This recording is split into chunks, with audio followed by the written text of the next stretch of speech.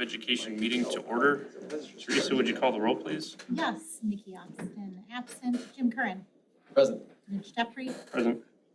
Eric Ecdahl. Present. Mike Froseth Jr. Present.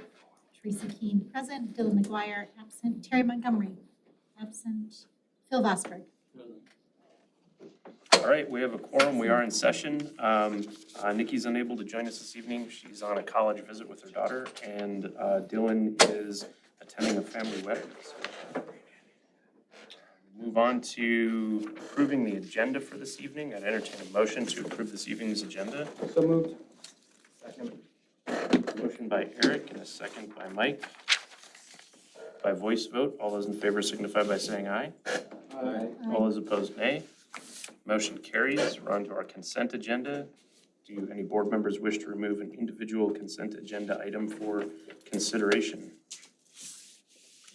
Hearing none, we'll read them into the record. We're approving the Board of Education minutes of June 26, 2023, the meeting of Electors minutes of July 17, 2023, approval of support staff hiring, Alexis Reitinger, DAC receptionist, Carrie Boatman, high school educational assistant, Richard Keller, high school cook, approval of professional staff resignation, Chris Carr, high school physical education, approval of professional staff hiring, Jillian Meester, Abraham Lincoln kindergarten, Kyle Bordner, high school math interventionist, Kylie Fallon, Parkside special education, Samantha Adler, Abraham Lincoln fourth grade, and approval acceptance of community donations, $30 to the Backpack Buddies from Howard and Mary Ann Johnson. I would entertain a motion.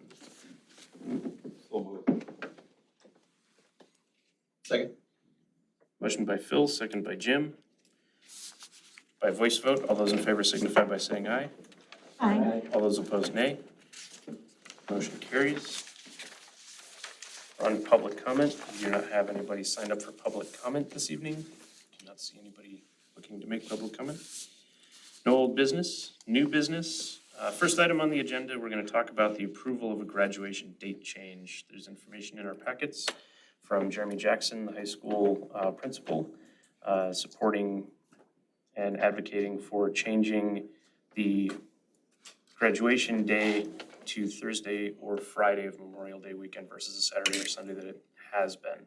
So Jeremy, do you want to speak to that, walk us through your recommendation and why you're making it? Sure.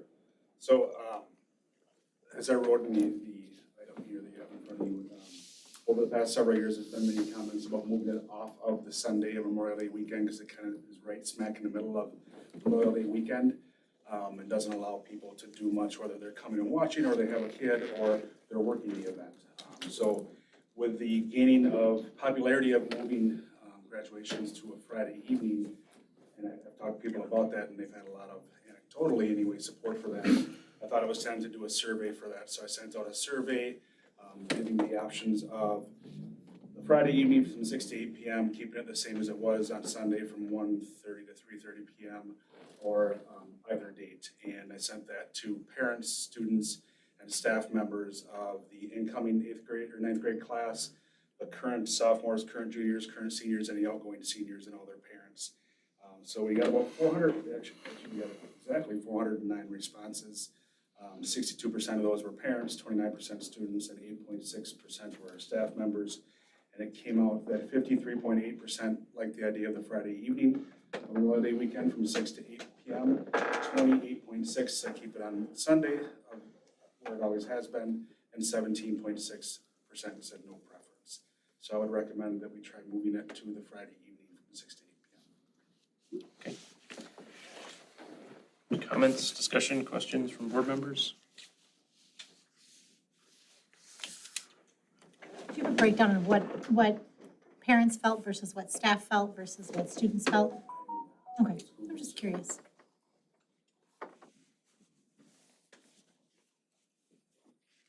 Is there any issue, Jeremy, getting set up for you? Wouldn't be an issue.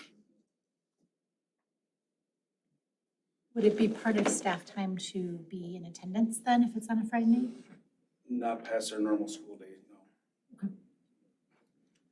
The one thing that is a positive to me, might be a negative to some others, is that we can do the graduation rehearsal practice that morning. We do the elementary grad walkthrough until about 11 o'clock. They have a few hours off. They come back and do graduation, and all of that is done within one day.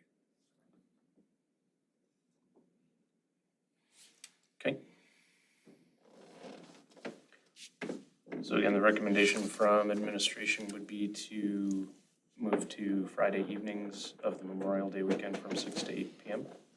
There were some comments about possibly moving it off the holiday weekend. If I had to move it prior to the week, then seniors are done too early. I think I wrote that in here. They're done 2 full weeks early. That would keep them out of their classes too long, especially with AP courses and those going to college. And if you move it to the weekend after graduation, or after Memorial Day weekend, is actually after everybody is done with school.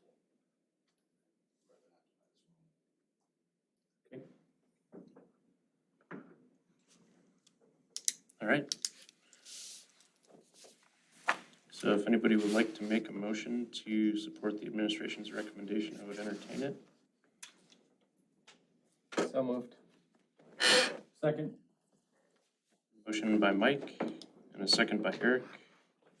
Motion is to approve the graduation commencement ceremony date change to the Friday evening of Memorial Day weekend, beginning with the 23 through 24 school year. Additional comments or discussion before we vote? By voice vote, all those in favor signify by saying aye. All those opposed, nay. All right. Excellent. Move on to item B. This is approval of our 23-24 academic standards. This is a statutory requirement for the board to approve this July of every year. The standards have not changed from the previous school year, I believe. They were the same, and in our board packets, there were links out to the DPI website that documented those standards, correct? Is there anything you wish to add to that? Yeah, I think just with ELA, science social study that's listed there, all of our work that we do, have done this spring with our PLC work and vertical alignment, we're built off of the state standards and updates they've made over the last few years. And they've made some significant updates, specifically with ELA and math the last 2 or 3 years. I know one important note they did share that all those updates for next year's forward exam will be aligned to those standards and those updates. So, but yeah, this is just an annual approval that you guys do, and we're required to post it on our district website for other stakeholders to access. Comments, questions, discussion from board members? All right, I'd entertain a motion. So moved. Motion by Jim. Second by I'll second. Teresa. Motion is to approve the academic standards for the 23-24 school year. Additional comments, questions, or discussion? By voice vote, all those in favor signify by saying aye. Aye. All those opposed, nay. Motion carries.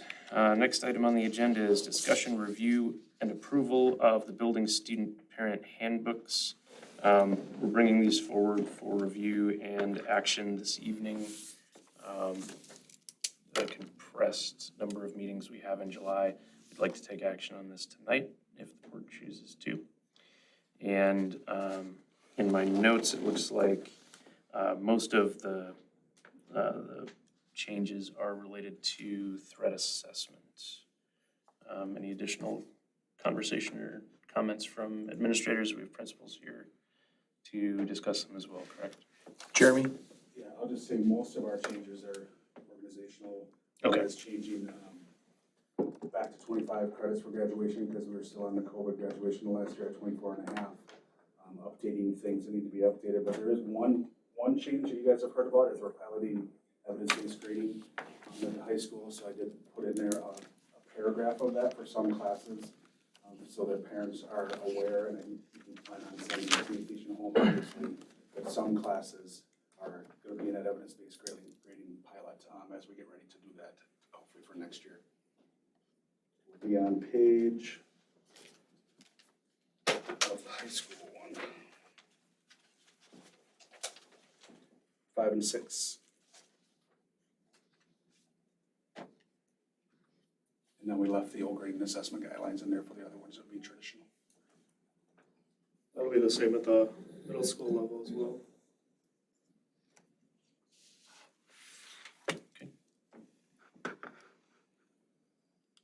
Questions, discussion? The other significant change I saw at the high school was the flex time. But given that we're having fewer days of school, and there's not, the classes aren't any longer or change in time, do you see any difficulty with scope and sequence and how that's going to work? Time that was taken out of the classes, no, it's only a few minutes. But there's fewer days. It's still 12 weeks in a trimester. Okay. It's 58, 57, and 59 days. Okay, that makes sense. And if you're looking at like the required number of minutes for DPI reporting, they're Still over that. yeah, they're still over it.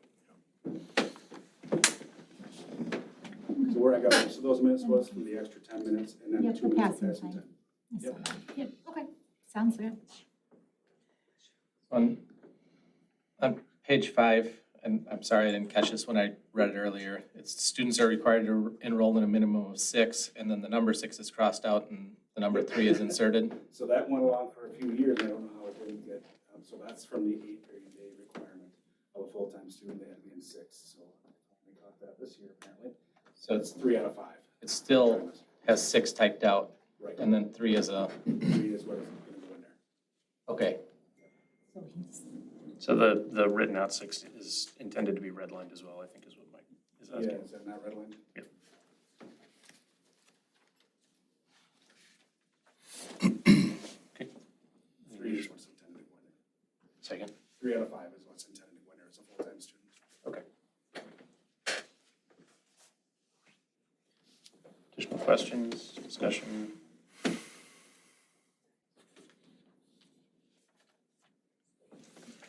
Entertain a motion if somebody would like to make one. So moved. Second.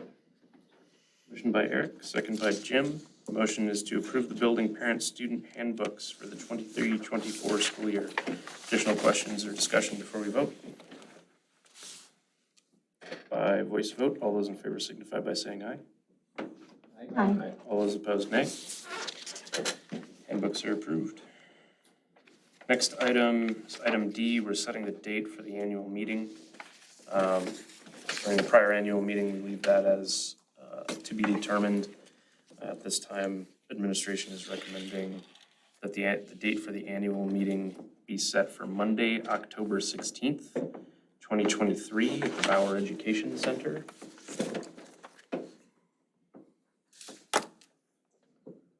Comments? can you repeat that? Monday, October 16th, 2023 at the Bauer Education Center. Did we set a time? Or no? We can. I'm writing. And that is the Third Monday. third. Yep, it's the third Monday, so we could use our normal 7 p.m. start time. So the only, sorry. Yeah. None of you guys. No worries. Jen just let me know the only conflict with that is a National Honor Society induction is that night. Okay. I don't know if that matters. What time is that at? 7 o'clock. 7? I would really like to go. Okay, so let's plan to start at 5 p.m. Annual meeting should be completed by 7.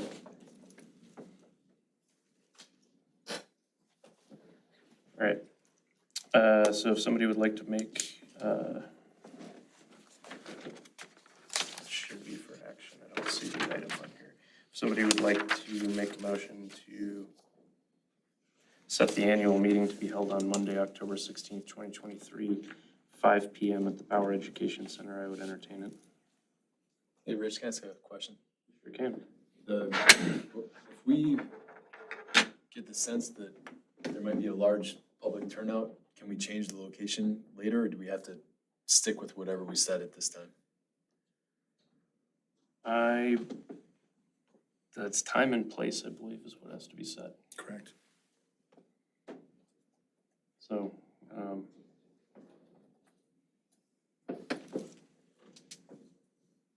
Follow up with that, I assume the National Honor Society is at the PAC, Yeah. so we're not gonna wanna do it at the PAC at all, so that's out of the question for that night. 35 students that there. Doesn't take, it takes. Well, what's Yeah. it take for setup though? The board setup is much more elaborate than the National Honor Society setup, but they do need the full stage. Use a stage for the ceremony and then the pack for families are invited. Right. so, we can accommodate a large number of people for, 100+ individuals for a annual meeting is a large number for a normal annual meeting. You say we could do 100 here? We did 120 at one point, but we filled out into the room over there. Would you need us to move it or move the place or the date? I think that's obviously your meeting is more important. Rich, is it conceivable to do it the 9th or the 23rd prior to our regular board meeting? Ron, if you want to weigh in on that. Yeah, 23rd it would be probably too late in the sense that at the annual meeting, you have to take action on the budget and levy information that was presented in the paper previous to the annual meeting, which usually means that the board ends up making a change to the budget and the levy the following week once we are able to act on the official information that is out after October 15th. The problem is the October 15th information isn't out in time to be put into the paper. And so that's why it has to be then kind of that two-step process. So if you went to October 23rd, then we would have to have another meeting on October 30th to try and change the budget, and then that gets pretty tight on my timelines of reporting to the district clerks and but it's not undoable, but. And the 9th to go earlier? Yeah, the 23rd becomes problematic. What is the notice, Cindy? When do we need to place notice in the paper for date, time, location? I believe it's 2 weeks prior, and Okay. then again 1 week before. So we can choose to change the location up until 2 weeks prior. Correct.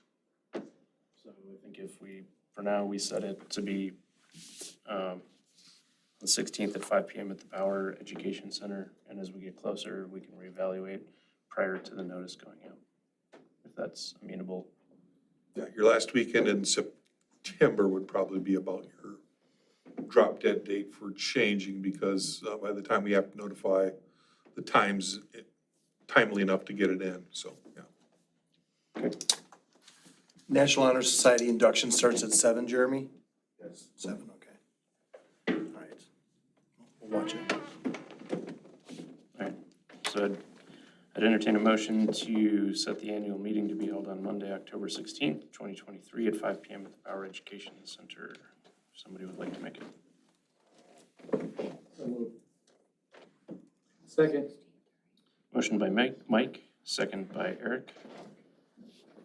Comments, discussion before we vote? By voice vote, all those in favor signify by saying aye. Aye. All those opposed, nay. Motion carries. Next item is approval of the TC Network contract. This has been brought to us, approved by the Finance Committee, approved and recommended by the Finance Committee to renew a 3-year contract with 1-year extension options at a cost of $307,500 for the 23-24 school year and onward. Ron, is there anything you'd like to mention? Yeah, as Rich said, it was recommended that we go forward with a 3-year, and then we have 2 optional 1-year extensions.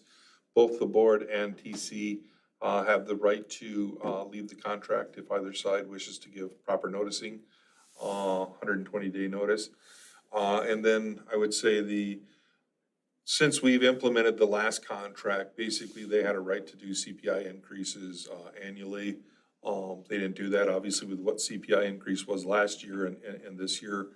With that contract coming to an end, they were looking at a rather, significant increase. However, as we look at our staffing and what we're doing, one of our tech positions we haven't been utilizing much of, so we're actually reducing one of the required tech positions for the contract in it to actually get a contract reduction.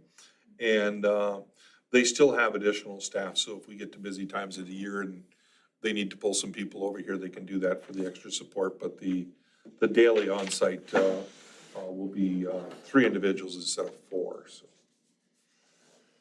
So it's an 8% decrease from this year then, Let's see, I don't have that in front of me, but yes, I believe that is correct from what I remembered last time. and they're capped at 4% in year 2 and 3 for Yes. increases. Yep.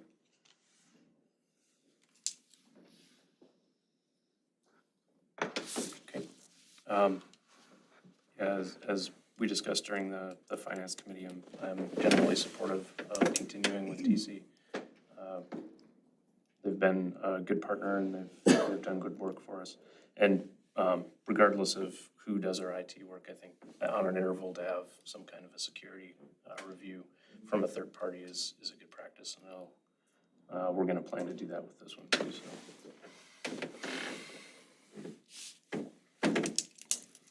All right. Any additional questions or discussion? If not, I'd entertain a motion if somebody would like to make it. Rich, I'm sorry, do we have to vote on 1 year and 3-year contract or just the contract? So it'll be a 3-year contract extension with TC Networks, but the way it's structured is that it's 1 year with extensions at our option, correct? Right, so it could be up to 5 years. All right.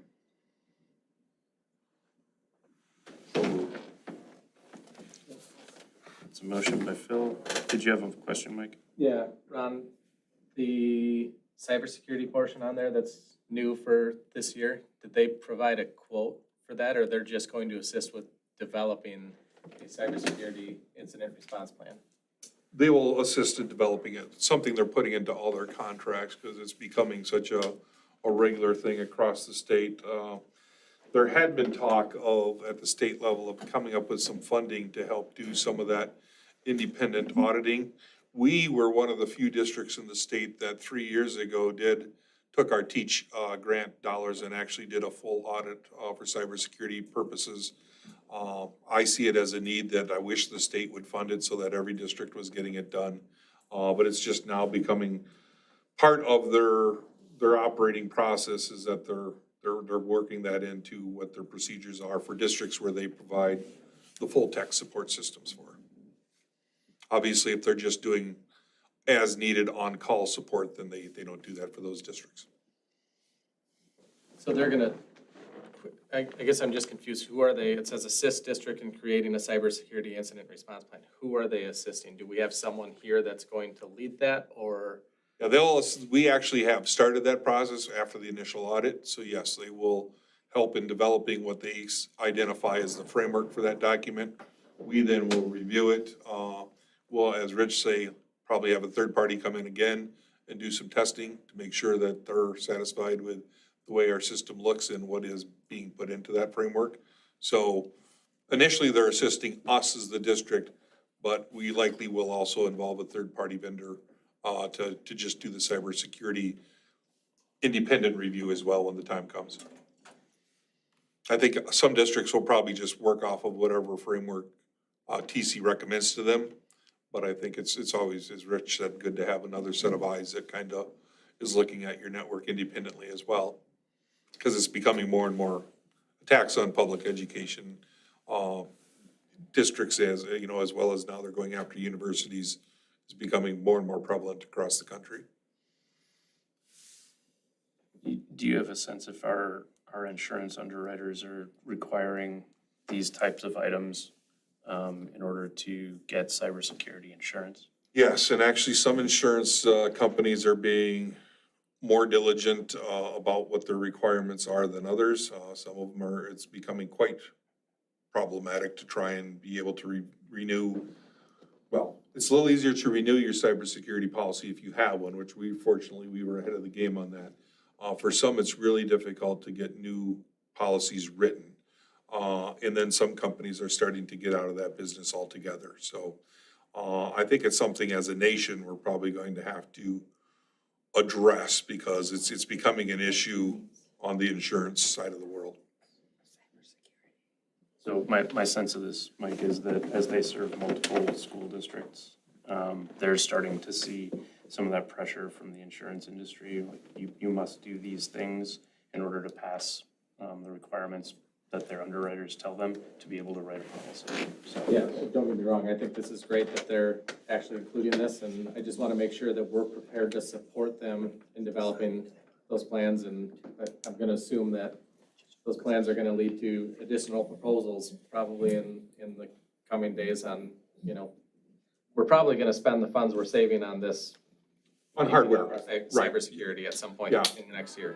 One thing, you know, which I know, because I know they support, you know, they've since started working with a district that was attacked and prior to them working with them, and I think they, you know, got some framework from that perspective. I know they worked with a district that also had an attack. So I think from that, they got some perspective, so they're learning it. One thing actually that we had done proactively, we were one of the first districts, companies, whatever you want to say, in the state that had purchased the Bauer software, which is basically a containment software. So if it identifies something trying to launch itself within your network, if it gets in, it basically shuts down that program and that device so it can't spread. And so I know a couple of those districts were contacting us about information as to where they could, you know, get that software in place. So that's kind of, it's organic, right? They work with enough districts where the plan and framework as they develop it, they're gonna learn with each district and it'll probably just keep evolving over time. So at the moment, we have a motion by Phil. Entertain a second. Clarify the motion, was it just for the 1 year or for the 3 year? So the motion is based on the administrative recommendation to approve a 3-year contract extension with TC Networks at a cost of $307,500 for the 23 through 24 school year with a 2-year option to extend to individual year options. Yeah, so that's good. The cost is the first year. They have CPI up to 4% for the next 2 years. And then after that, it would be voluntary 1-year extensions if we choose to continue. Oh, I second. All right, additional, second by Mike. Additional questions, discussion by voice vote. All those in favor signify by saying aye. Aye. All those opposed, nay. Motion carries. Next item on the agenda is informational. It is support staff transfers. Let the administration talk us through that. So this is in our food service program. Roland First, he is filling a cook position at Monroe Middle School that was vacated by the transfer of Crystal Hansen. So he will do that along with his current position at Northside. So he's just going to be at Monroe Middle School in the cook position. Okay. Questions, discussion? All right, moving on to curriculum update. Item G. Yeah, just to follow up from our data retreat we had a few weeks ago with administration and the board. One of the things that was asked, Terry's not here tonight, but she said, could you share a little bit of social studies and science data? So I did that, include that in the first slide here. Cindy, was this shared with the board, updated? Yes. Okay. I just don't see it linked in the board docs, so. Thought it was, but I can link it fast. So just one slide, obviously, that shows the last 3 years with how our 4th, 8th, and 10th graders did on the social studies part of the forward exam. Different groups of students here, obviously, and then on the right, you see science. Only our 4th and 8th graders take science. I think one thing that stood out to me was certainly the elementary jump with both social studies and science. One note I made is our new ELA curriculum is really heavy specifically in 4th grade with social studies content. And I would say we're being more strategic with the content in both social studies and science with that implementation. So I would connect that jump probably to that work that we're doing on the ELA side. So I'd say that's the big takeaway here, but you can kind of see the numbers across the board of students that are proficient or advanced in those areas. Again, Terry had asked at the meeting, so thought I would bring it forward and just share a brief update. I don't think there's anything else important to note there. Just a snapshot of how our kids do in social studies and science. That's not calculated into the report card score, but it's something that we'll monitor and we look at. And then I also just provided, I know we spent a lot of time a couple weeks ago talking about the data, looking at a lot of the work that we're doing across the district with the PLC work, along with just some of the other work that we're doing to address some of our areas of concerns and challenges. We didn't get a lot of time to talk specifically about the action plan, so I didn't reshare that with the board, just so you guys would have that, and how it focuses around the PLC work with the teaching and assessing cycle. Jen, you can go to the next. There you go.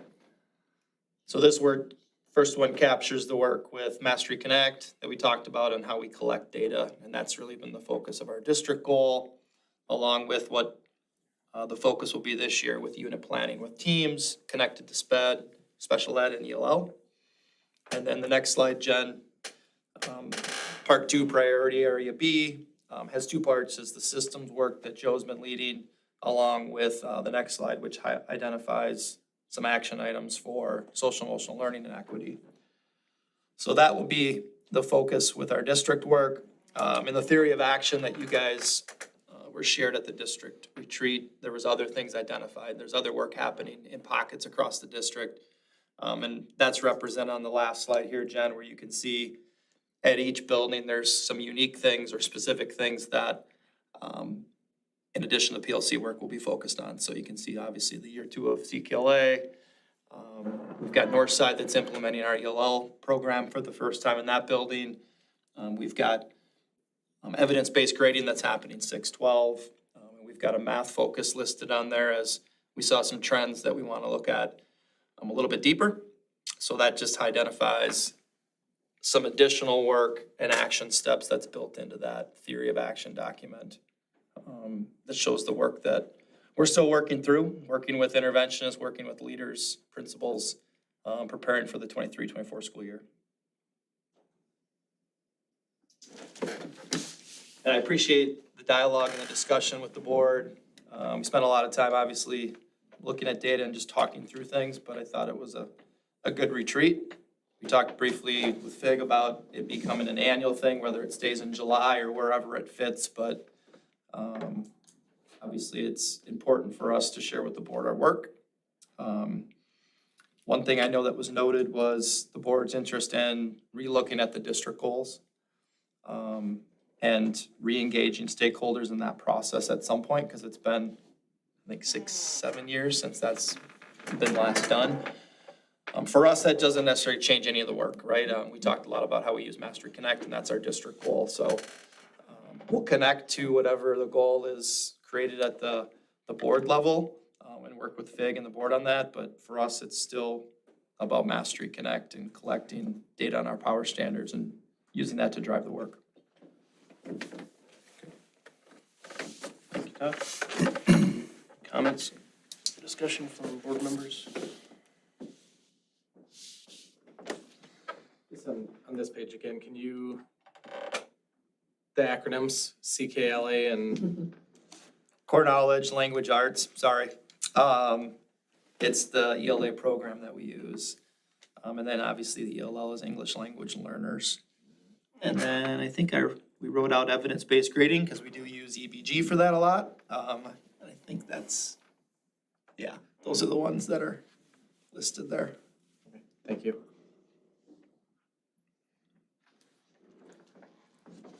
All right. Any additional discussion, questions? I'll add that usually we come back in November, once we get the state report card information. And last year we presented information at the curriculum meeting and then brought some of that information forward to the board meeting. So probably have an update for the board October, November, when we get that information back. And can present it to you guys. Thank you. One question from me, Rich. Todd, I'm curious, I can't remember if I asked this during the data retreat or not. So you've got the district goals that represent the 80-50, and then as I'm looking at the action plan, I see some of the priorities underneath the kind of equity umbrella on slide 6.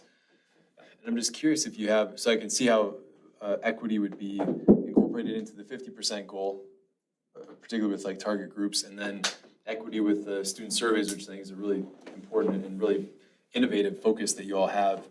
Can you speak to anything else with regard to how you think about equity informing the focal points or the goals from college access, AP classes? Like, what are you all looking at there?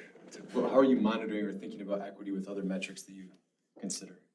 Yeah, I think we talked briefly about this, and Jeremy can chime in here too, is some of that data we don't have organized or accessible to us in a way that we can use it to drive any specific goals. But we did talk about collecting that information moving forward, so we're able to do work in that area and looking at some of our targeted groups and how many of them, like you said, Jim, are participating in AP classes and attending college, engaged in extracurricular activities, so we can see if there's a gap, obviously, for some of those targeted groups.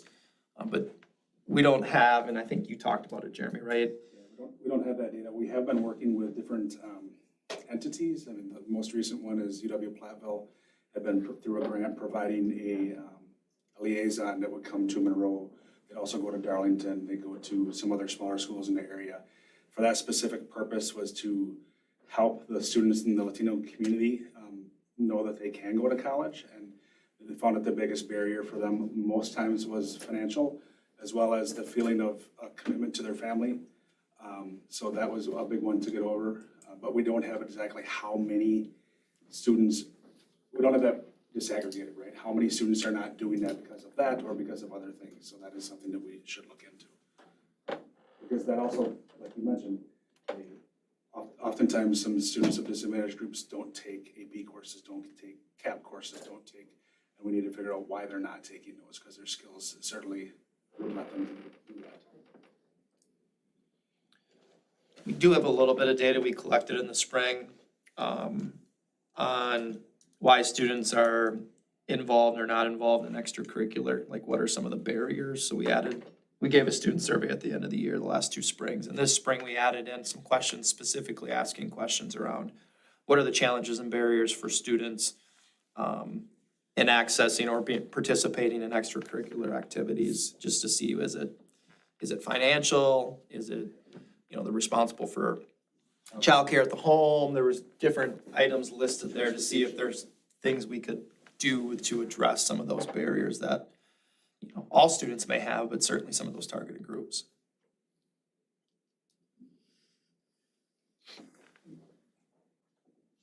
So maybe just one other question I might look to you on this, Rich or Fig.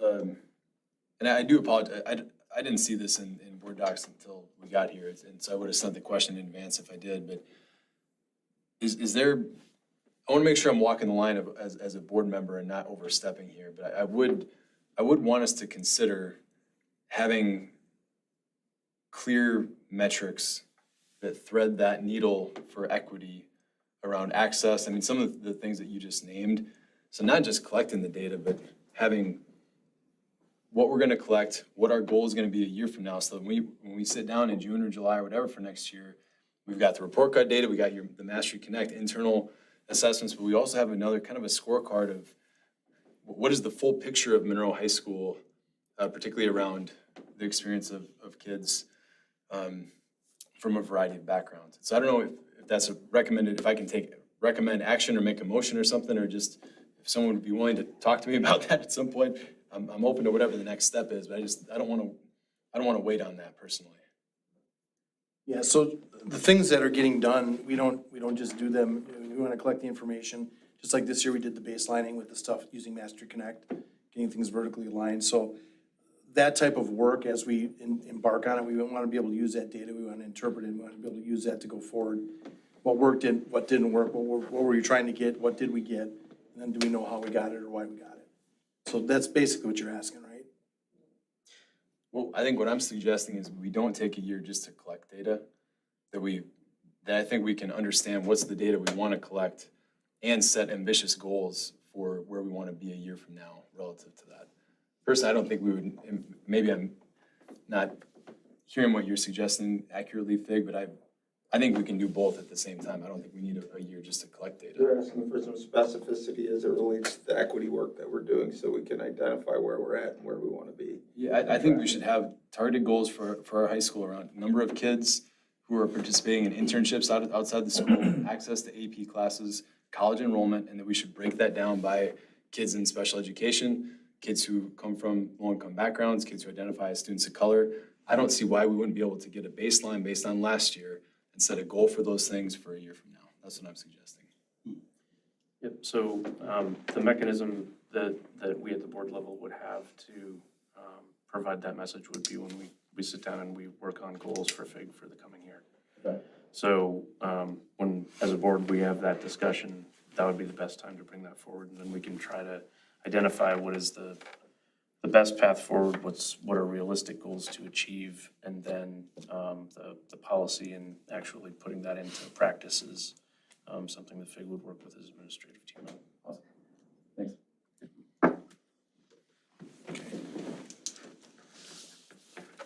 Okay. Any additional discussion? I just have a question, I guess, Rich. In the areas of focus by school, we have for Monroe Middle and Monroe High review math programming and related practices. We don't really have anything specific in the action plan. I'm wondering if we ought to consider timelining that. Yeah, I Is think, that a question for Todd? Set a timeline for it. Yeah, I mean, I don't see it in the action plan. I see it as an area of focus. And I think it's important that we, So I think on the theory of action doc, which isn't, I should have also included that, but that was included in the board retreat. There's some specific action items connected to 612 math performance, Phil, that isn't represented in the slides that you see here. This is more related to K-12 district PLC work related to the areas that we've identified up there. So there's other things that are listed specifically related to math, Phil, that just isn't captured in these slides. But I think that's a good question, because that's an important area for us to look at.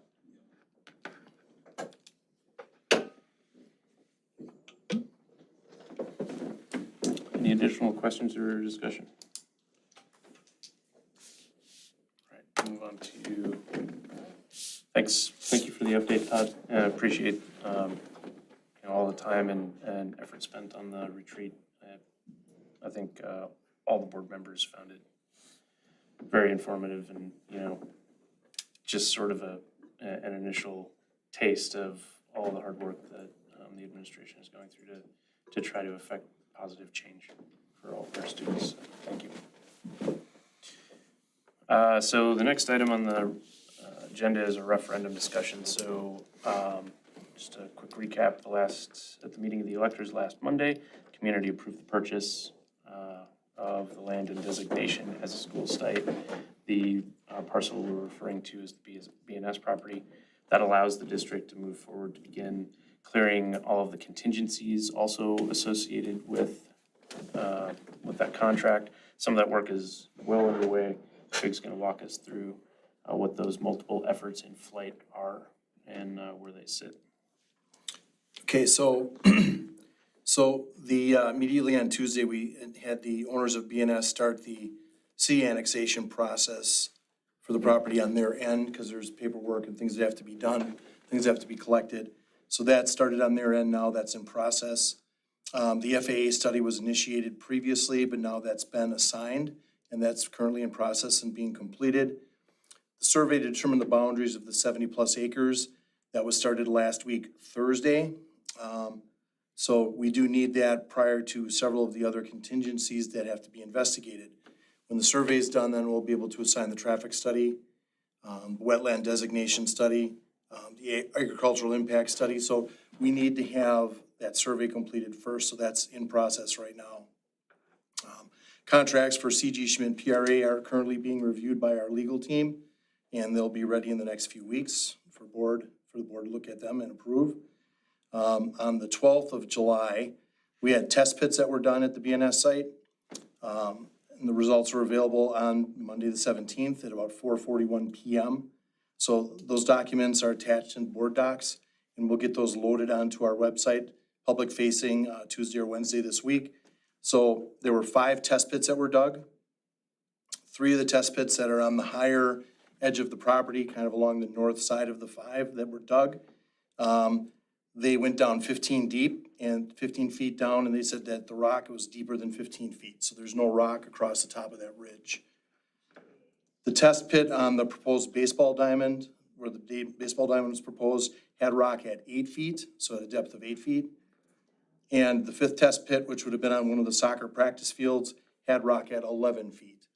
So they didn't find rock where they thought they were gonna find rock, or find it at the depth they thought they were gonna find it. So the soils, as expected, they were as expected, and the site is buildable. So communications, so the district is gonna continue to communicate progress on the new high school construction project at each Board of Education meeting. We're going to provide the YouTube video the following day. Jen Bochar, it will also time mark the video to start for different parts of the building project for visitors to go quickly to that information if they want to access it. We'll also update our website at monroeschools.com when we have information to share and post on our social media platforms with links back to our webpage for ongoing information. So that's what we got going on right now. Okay. And again, the board would like to thank all of the folks in the community that took the time and put forth some effort to come out, get informed, and make their voices heard at the last meeting of the electors. And we're gonna continue to work hard to make sure that our community is informed as we move through every step of this process. So continue to watch our social media pages, YouTube or website. We'll get that information out to you on a regular interval that's aligned with our board meetings. We'll discuss it here, and then we'll get it out into those messaging systems. So are there any questions or comments, discussion from board members about anything that FIG covered or the attached geotech report that's going to be attached to our website Tuesday or Wednesday this week? Yeah, so Fig, I know there's been a little bit of confusion in the community about the test pits. So I just want to talk a little bit about the test pits and the soil borings and soil study, the geotechnical report. The test pits are not equal to a geotech, a true soil sampling and geotech report. This is the same thing you did at DR, correct, Fig? Correct, that was also done at DR, yep. Okay, so basically what it is they have an expert out there with a backhoe, they dig a hole. It's very unscientific. The guy that works in the dirt all day, every day says, this is this, this is this, this is this. The next steps are gonna be actually doing soil borings where they pick specific spots based around our initial designs, like where footings and foundations will be, and they'll go up to 40 to 60 feet deep depending on those final grades, and there'll probably be, 30, 40 of them.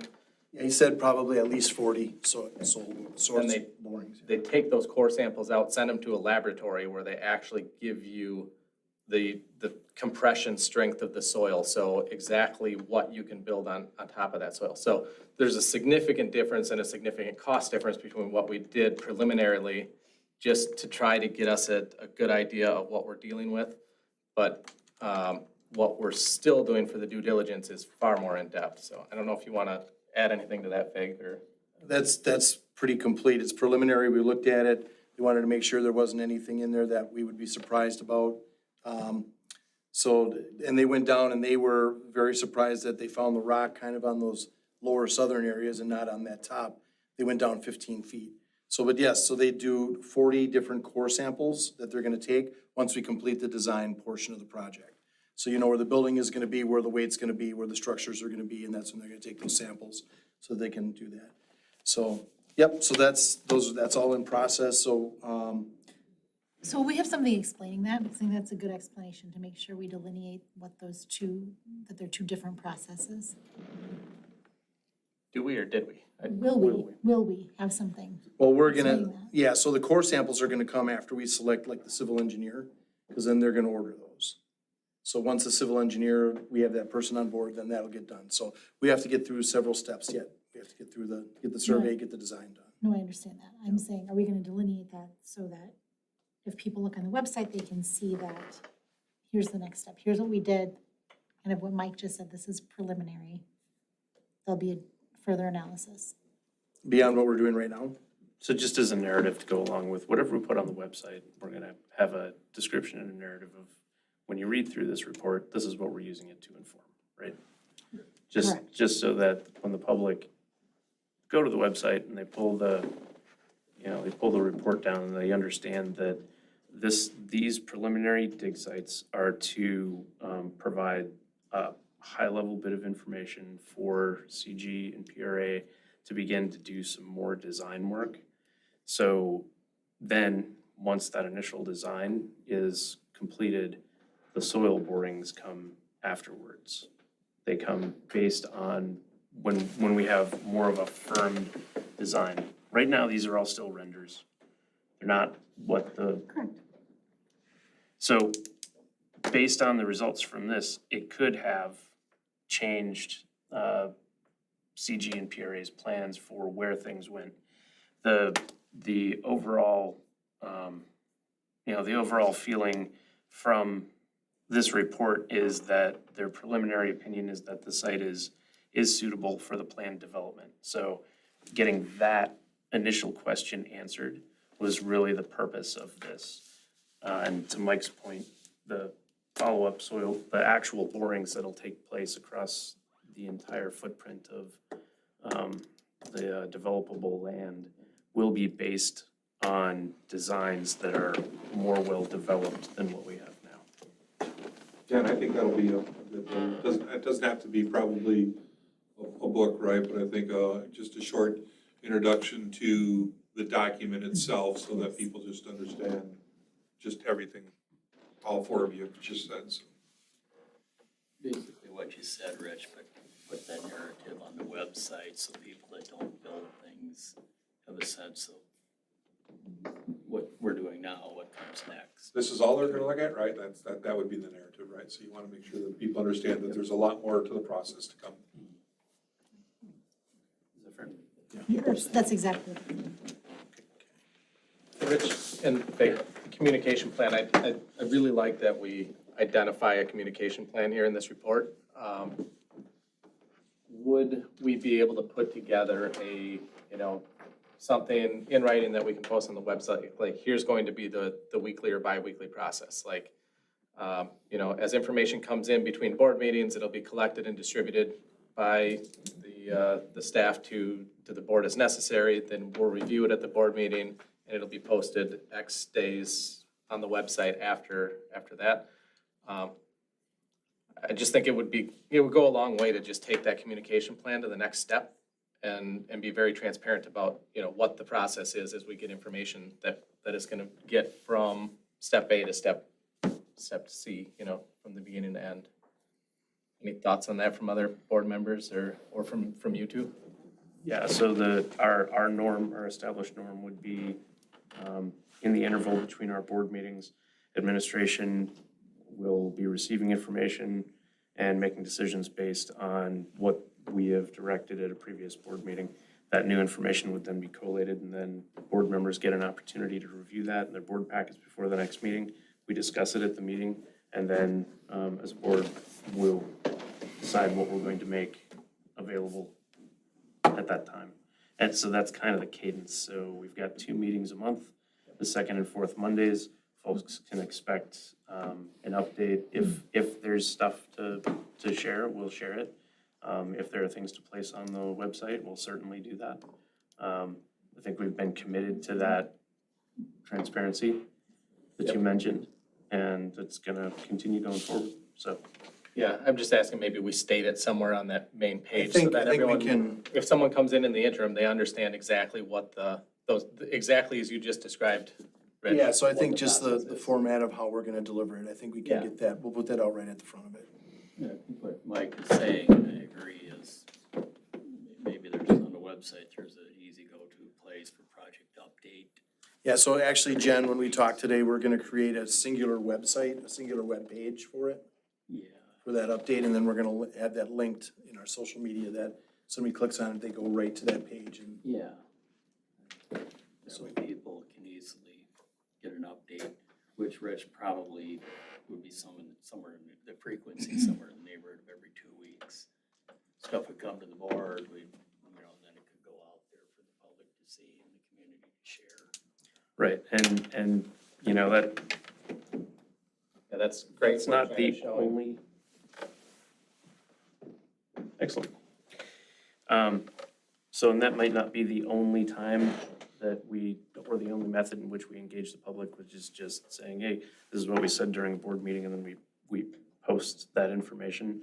There could be, when we get to different milestones in the project, we may choose to have an information session, or we may choose to engage the public in different ways. So, but at a minimum, I hear what you're saying, Mike, is we're restating that this is our norm. We review this information on a regular cadence every 2 weeks, on the second and fourth Mondays roughly. Sometimes you get a 3-week gap in there, like we're gonna have between now and the next meeting. But that's the predictable cadence at which we're going to release information, so.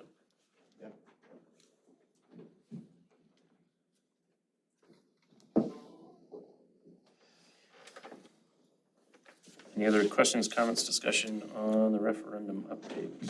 I do have one more thing that I wanted to, and Mike, I need your input on this too, just from your work experience.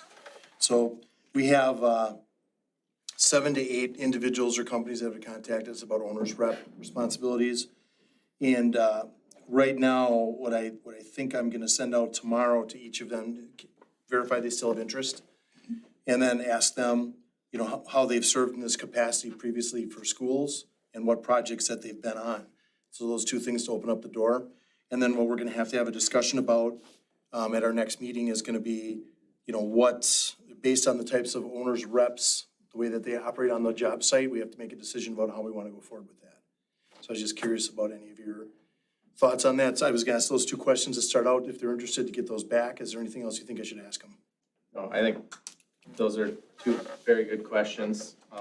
There's really, for owner's rep, there's 3 ways you can go, right? You can do an individual that's a consultant, a consulting firm, like a big consulting firm, or a direct hire. So, it kind of depends on which way you're looking at it. But any of them should basically have their resume, their portfolio. I would even invite them in to have a conversation with you. Anyone that is serious about wanting to help us is going to take time out of their day and send someone here to give you a presentation so that you can better then select who you think you should present then to the board.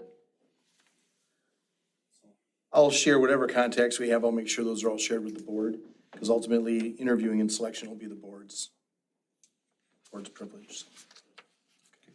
All right, thank you. Yeah, I think you're on the right track though, Craig. For folks who don't know, what is an owner's rep? So it's an individual that's hired by the school district. That person contracts with us directly, and they become like our building or our project expert. So their job is to make sure that the things that are being done by our contractors are being done with fidelity.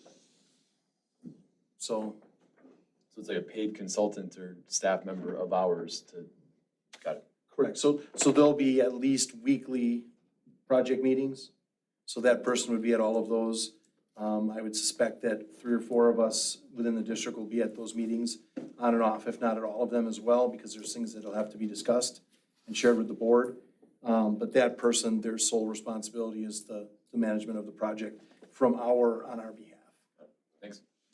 Yeah, so there's when we hire CG Schmidt as a construction management firm, they're technically working on our behalf, but they're a contractor we're hiring. Whereas we bring in an owner's rep, like they represent our interests, not any of the contractors. So they're checking for quality, they're checking the plans, they're attending meetings, and we're directing them. They're essentially an extension of us. So they're an expert that the district is going to hire to basically ensure that the contractual relationships being met from the contractors, that bills are being paid.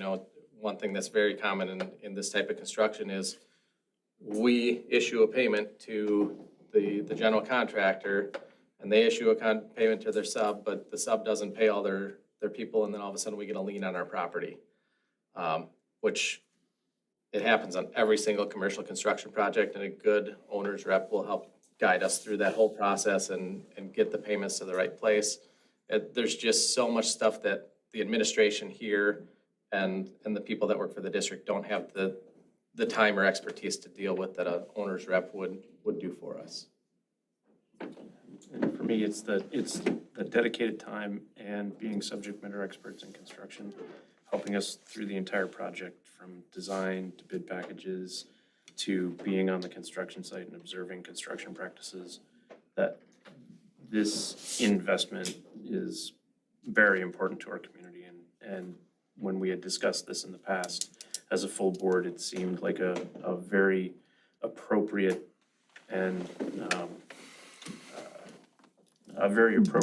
worthwhile step to take, just purely, based on the amount of contract dollars we'll be awarding. And we want to make sure that every one of those dollars is spent in the best possible way. In my experience, a qualified owner's rep, the cost that we pay for a qualified owner's rep on this, we will more than see in savings by, just constructability on drawing, stuff that the architect misses or that, the general contractor, cost savings on a potential, like, okay, we can use this brand of carpet instead of this, that saves you X amount of money. It's all those little decisions that they're in the industry, they know they've got. Typically, a good qualified owner's rep is going to have relationships with vendors, they're going to have relationships with contractors that they can take advantage of and help the district in that way. They'll save more than we pay them. Thanks. Good question. That's all I had. Okay. All right, we will move on to boardsmanship and administration. I do not have any boardsmanship updates to share. Besides, this is one of those odd periods, where we have 3 weeks between this meeting and the next. So our next meeting is August the 14th. Anything from administration? Nothing. Board of Education correspondence. We did get a letter from Wisconsin Association of School Boards about a Region 12 director position that's open. We'll bring that back to actually discuss it in the August meeting. We don't need, if we choose to submit somebody from this board or anybody else to that board of directors, we don't have to do it till September 2nd. So I'll bring that back in August for discussion. Committee reports, anything from you, Mike? No. Eric? Nothing for me. Teresa? Nothing. Phil? Nothing. Jim? Nope. Okay. Agenda items for future discussion from board members? One thing, since Jeremy, you're here and we're looking, a couple months until school starts again, but that group that came in last year and presented about, solar and sustainability, are they going to be connecting again at school? And is that something we could bring back once the school year starts? And now that we know? Yeah, that's our Club Earth group. that was started. Okay. It's fairly new, but they're super interested in sustainable energy resources, whether it be windmills or solar or whatever. So, yeah, they'd be willing to help with whatever. I guess I'd really like to get them involved with us early on in the process and get that student engagement, And I know it's tough right now because it's the summer, right? But, something for you to keep in mind as soon as the school year starts, try to. That would be no problem. They'd love to do that. Okay. Yeah, so I think sort of like an overarching type of thing we could bring forward on the next board meeting is to have Fig kind of walk us through what this process is gonna look like. How do we engage with those subgroups and really get into the meat of what does this design look like? How do we make sure that the students' voice is heard? And if we wanna do solar for sustainability and anything else as a part of this project, I think that's something that we could have Fig bring back and walk us through what that's gonna be like, so we understand what all those different opportunities along the way are. I'm sure CG Schmidt has worked with solar before, but that group went at the end of the school year and toured Darlington has a facility with some solar, so there's some local places that have some of that. Okay, does that capture kind of what you're after? Yeah, I just really like to hear from them again and make sure they're heard and involved in the process. I think that we have students in the district, you know, putting together a presentation like that and having the courage to speak to the board is fantastic. Absolutely. Okay, 5 minutes for the press. I don't see press here. I'm sorry, not the president. I just want to say, I know you meant, sorry, I didn't before. I just want to give a huge thank you to Cindy for all of your work last week to make, I know how many hours you had to put in to make that go as smooth as it did. And we had a lot of people there and it was flawless. So thank you for all your organization and to all the other staff that helped make it go as smoothly as it did. Thank you.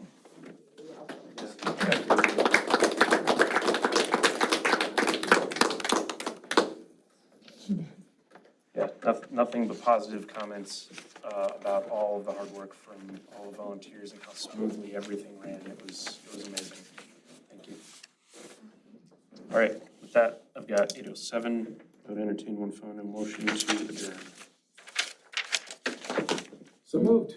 I was gonna say, unless everybody wants to stay here. How about a second? Motion by Eric, second by Jim, by voice vote. All those in favor signify by saying aye. Aye. All those opposed, nay.